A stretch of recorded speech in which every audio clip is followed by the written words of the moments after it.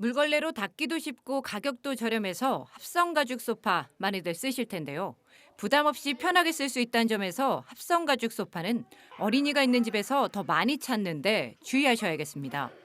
소비자원에서 많이 팔리는 합성 가죽 소파 19개 제품을 실험한 결과 16개 제품에서 푸탈레이트계 가소제 성분이 나왔습니다. 간과 신장에 해롭고 불임 위험이 있는 유해 물질입니다. 유럽연합의 안전기준을 적용했을 때 무려 허용치의 320배에 이르는 양이 나온 제품도 있었습니다. 스탈레이트계 가소제 성분이 검출된 16개 제품 가운데 3개는 납까지 검출됐고 1개는 카드뮴까지 같이 나왔습니다. 하지만 모두 처벌 대상이 아닙니다. 우리나라는 합성가죽 소파의 환경호르몬 규제 기준이 없기 때문입니다. 해당 유해 물질이 검출된 제품을 제조 판매한 사업자들은 현재 국내 기준이 없음에도 불구하고 해당 제품의 판매를 중지하고 취급하고 있는 모든 합성가죽 소파의 품질을 개선하는 등 선제적으로 조치하기로 하였습니다. 문제의 제품이 무엇인지 알 수 없다는 점에서 소비자들은 불안하기만 합니다.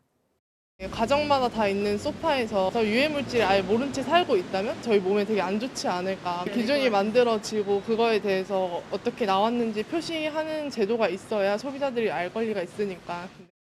무두질 하는 과정에서도 발암 물질이 많이 나온다고 하고 그래서 좀 합성 가죽도 안 좋게 보고 있었거든요. 합성 가죽이 이제 합성이기 때문에 동물을 안 쓰는 거니까 동물을 안 쓴다는 이유로 뭐 에코다, 뭐 좋다 이런 식으로 내세우고 홍보를 하는 걸로 알고 있는데 그런 기준들도 좀 생겼으면 좋겠고. 네, 현명한 소비를 위한 지침서, 똑똑한 소비자 리포트. 오늘부터 매주 목요일 신선미 기자가 전해드리겠습니다.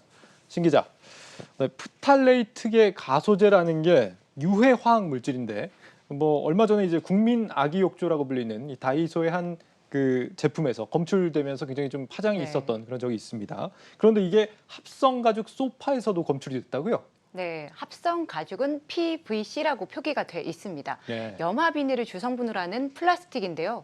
플라스틱인 만큼 아무래도 딱딱하겠죠. 그러다 보니까 좀 말랑말랑하게 만들어주기 위해서 프탈레이트계 가소제라는 화학 물질을 넣어줍니다. 네. 이런 과정을 거쳐서 좀 말랑말랑해진 상태를 플라스티졸이라고 하는데 이걸 직물 위에 발라서 합성 가죽 원단을 만드는 겁니다. 가죽 소파가 이렇게 합성 가죽 소파 말고 또 종류가 여러 개가 있나 보죠? 어떤 게 있습니까? 네, 이제 크게 두 종류로 나눠 볼 수 있는데 크게는 이제 천연 가죽 그리고 인조 가죽 이렇게 두 종류로 나눠 볼 수 있습니다. 네. 그런데 이 합성 가죽은 인조 가죽의 한 종류입니다. 그리고 이 합성 가죽 외에도 인조 가죽 중에는 코팅 가죽, 라미네이팅 가죽, 그리고 재조합 가죽 등이 있는데요. 이번에 문제가 된 합성 가죽은 인조 가죽 중 하나, PVC라고 불리는 합성 가죽인 겁니다. PVC라는 용어는 좀 많이 들어봤는데 이게 합성 네. 가죽을 뜻하는 거였군요. 인조 가죽 중에서 합성 가죽의 소파가 지금 문제인 거고요. 그런데 이 프탈레이트계 가소제라는 게 인체에 그렇게나 위험한 겁니까? 네, 장시간 노출 시 간과 신장에 문제를 일으킬 수 있는 유발 물질인데요. 네. 유럽이나 미국 등에서는 이걸 이렇게 규정을 하고 있습니다. 간이나 신장에 암을 일으킬 수 있는 물질이자 불임이나 조산 등을 유발할 수 있는 생식 독성 물질이다. 심각한 문제가 있네요. 그렇죠. 예. 그렇다 보니까 가소제가 포함된 PVC 재질의 유아용 왕구는 아예 판매가 금지가 돼 있습니다. 우리나라 또한 조금 적용을 하고 있는데 어린이들이 사용하는 일부 PVC 완구에 대해서는 이 프탈레이트계 가소제를 사용할 수 없도록 하고 있습니다. 장시간 노출되면 장애를 유발한다는 건데 하필 또 네. 장시간 앉아 있는 소파입니다. 그렇죠. 네, 일단 문제의 제품들은 판매 중단이 됐다고 하는데 기존에 구매했던 이런 소파들도 환불이 가능한 겁니까?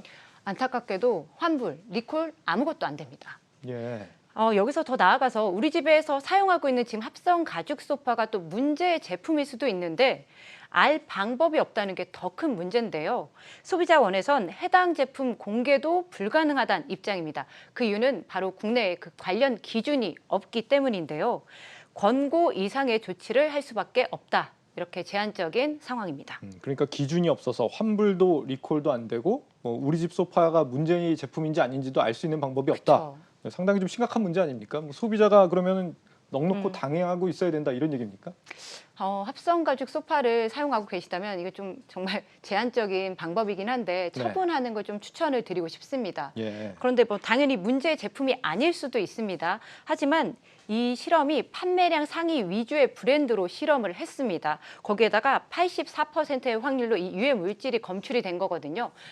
그렇게 한다면 10개 합성 가죽 소파 중에 8개가 문제가 있을 수 있다. 이렇게도 볼 수 있는 겁니다. 네. 그리고 실험 대상을 한번 자세히 살펴보겠습니다. 10만 원에서 40만 원대의 저가형 3인용 합성가죽 소파입니다. 제가 지금 보이시는 것처럼 이 인터넷 쇼핑몰에서 검색을 한번 해봤습니다. 합성가죽 소파에 대해서.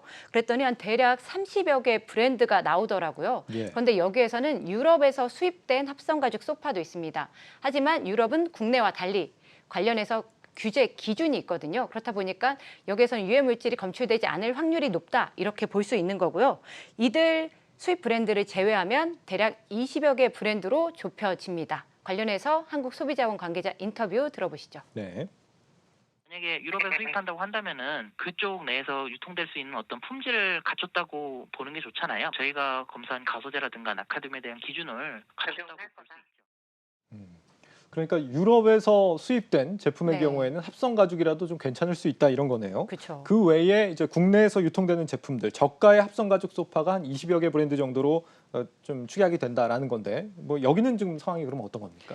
좀 더 보면요. 문제의 그 제품들 상당수가 중국에서 제조된 합성가죽 소파였습니다. 네. 일부 3개의 제품에서 국내에서 제조된 합성가죽 소파도 있었는데 중국에서 제조된 제품의 비율이 81%로 높습니다.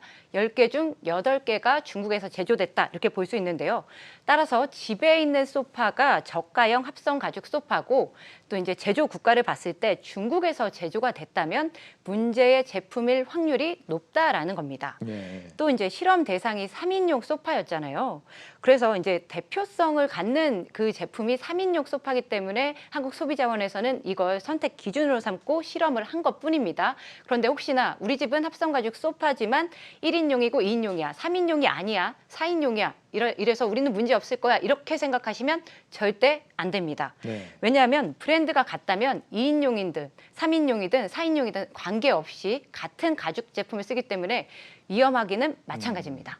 우리 집에 있는 이 합성 가죽 소파가 40만 원이 넘지 않고 중국산 제품이다라고 한다면 좀 강하게 의심을 해볼 필요가 있다 이런 그쵸. 얘기입니다. 예.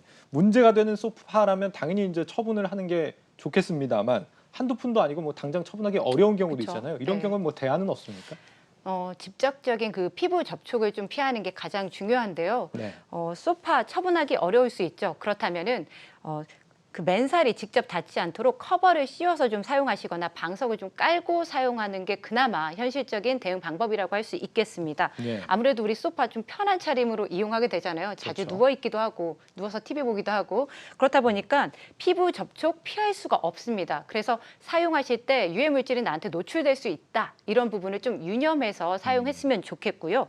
더 걱정스러운 건 합성 가죽 소파는 어린이들이 있는 집에서 더 많이 사용을 한다는 겁니다. 지금 자녀 연령별 소파 보유 현황이 나가고 있는데 저렇게 대부분이 아이들이 있는 집에서는 소파를 많이 보유를 하고 있습니다. 네. 그리고 또 특히 아이들이 있는 집에서는 어차피 금방 망가질 거니까 좀 더 저렴한 소파 쓰자 이러한 마음으로 천연 가죽 소파 좀 비싸니까 못 쓰고 합성 가죽 소파를 많이 사용하실 수 있다는 점에서 좀 더 주의하셔야겠습니다. 그렇군요. 하루빨리 좀 국내에도 기준이 정비가 돼야겠습니다. 언제쯤 마련이 될까요? 지금 소비자원은 국가기술표준원에다가 이 소파처럼 몸에 닿는 가구에도 안전 기준을 좀 마련해 달라고 요청을 한 상태긴 합니다. 네. 그래서 제가 좀 취재를 해본 결과 국가기술표준원은 지금 연구 용역을 발주한 상태입니다. 하지만 이 연구에도 6개월 정도가 걸리고요. 그 외에도 국무조정실 그리고 법제처에서 사전 심사 그리고 제품 안전 심의회를 여는 등 여러 절차를 계속 거쳐야 되는데 이 모든 절차를 거치는데 최소 1년 정도 걸릴 거다. 이렇게 예상이 되고 있습니다. 최소 1년이나 걸려요. 굉장히 네. 좀 답답한 일이네요. 그렇죠. 예, 앞으로 이 합성 가죽 소파는 가급적 좀 안 사는 분들이 많아지지 않을까 이런 생각이 드는데 네. 그렇게 따지면 이제 안전하게 만들었는데도 피해를 보는 그런 사업자들도 좀 생기지 않을까 이런 생각도 듭니다. 오히려 또 그런 생각도 듭니다. 이러한 보도로 인해서 합성가죽 소파를 파시는 그 판매업자들은 예. 우리는 더 검사를 해서 이런 부분들이 노출되지 않았습니다라고 오히려 적극적으로 알리는 좀 경쟁력이 될 수도 좋은, 있겠네요. 좋은 효과가 나올 수도 있지 않을까 이렇게 생각이 되는데요. 다만 그래도 유해물질 안전 기준이 마련될 때까지 한 1년 정도는 구매하시는 데 있어서 좀 신중하기를 좀 부탁드리고 싶습니다. 그리고 또 하나는 합성가죽 그렇다고 무조건 안 좋다 이렇게까지 생각하실 필요는 없을 것 같은데요. 네. 그동안은 아무래도 기준이 없어서 관리가 미흡했던 거니까요. 그래서 합성가죽의 나름의 장점도 있다는 점을 좀 생각은 해보셔도 좋을 것 같아요. 사실 이제 우리가 가죽을 얻으려면 동물을 좀 죽여야 되는 그런 네. 안 좋은 상황도 있는데 동물을 죽이지 않아도 되고 저렴하고 그리고 관리가 좀 편하다는 합성가죽만의 장점이 있습니다. 그래서 이번 실험을 계기로 오히려 안전 기준이 좀 더 마련돼서 우리가 조금 안전하면서도 실용적인 합성가죽 소파를 만날 수 있는 그런 걸 바라보겠습니다. 네. 똑똑한 소비자 리포트 신선미 기자와 함께했습니다.